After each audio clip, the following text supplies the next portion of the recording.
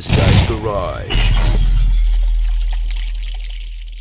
Like and subscribe. The Minister of Industry conveniently claims that until recently he had no idea about corruption and self-dealing at the Liberals' billion-dollar green slush fund. But we now know that his predecessor, Navdeep Bains, was informed as early as 2019 that the company of the Liberal-appointed chair had received millions from the fund in a blatant conflict of interest. So in the face of that, how is it possible that the minister had no idea? The Honourable Parliamentary Secretary. Speaker, let me be clear. As soon as we found out about these allegations, alleged allegations... What I had meant to say was allegedly. Allegedly! Allegedly. Allegedly. The Department of ICE had acted quickly. The Minister of Innovation has already accepted the resignation of the CEO and the chair. We take these allegations extremely seriously, which is why we're following proper due diligence. Our government is committed to ensure that organizations which receive government funding adhere to the highest standards of governance. We are committed to getting to the bottom of these allegations. Allegedly. Kelowna Lake Country. Madam Speaker, children under 18 in British Columbia can now be prescribed fentanyl. It's reported parents don't even need to be told or agree. Toxic drug overdose is now the leading cause of death for youth in British Columbia. It's also reported addiction experts have criticized protocols, citing they are deeply inadequate and do not provide a minimum age for when youth can receive recreational fentanyl.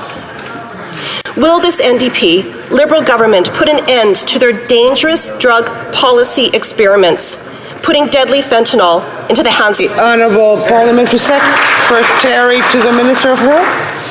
Thank you, Madam Speaker. Conservatives are trying to spread fear and confusion. Here are the facts. No kids have been prescribed fentanyl in BC. Under the guidelines, there are additional precautions in place when it comes to prescribing to minors. The most important relationship in managing one's health is with a healthcare provider. Harm reduction is healthcare. We are working to save lives. The Honourable Member for Kelowna Lake Country. Well, Madam Speaker, yesterday was absolutely shocking when first BC's top doctor said so-called safe supply is landing into street-level trafficking and ending up in the hands of children. Then the Liberal minister responsible for safe supply came to committee and doubled down on the Liberal NDP unwavering commitment to their deadly drug policy experiments. It's absolutely unbelievable. The government's addictive drugs end up in our kids' hands and the government endorses it. Will the NDP Liberal government end their deadly drug policy experiment and get the drugs out of our kids' hands? The Honourable Parliamentary Secretary. Thank you, Madam Speaker. Prescribed safe supply is a valued intervention and a necessary life-saving intervention. It helps connect to social supports and it is part of the continuum of care.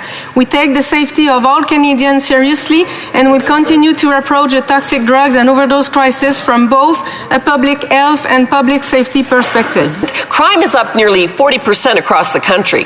The Liberals removed jail time for car theft in Bill C-5. And since then, car theft is up 300% in Toronto and 34% overall in Canada. This Prime Minister is not worth the cost or the crime. Every 6 minutes, a car is stolen. Insurance rates have risen as much as 50% at a time when Canadians can least afford it. Common sense Conservatives will bring back jail, not bail, for criminals. Will the Liberals? The Honourable Parliamentary Secretary. Madam Speaker, it's interesting how the Conservatives are just waking up to the issue of auto theft in this country. This is something we have been working on with our local partners, including police.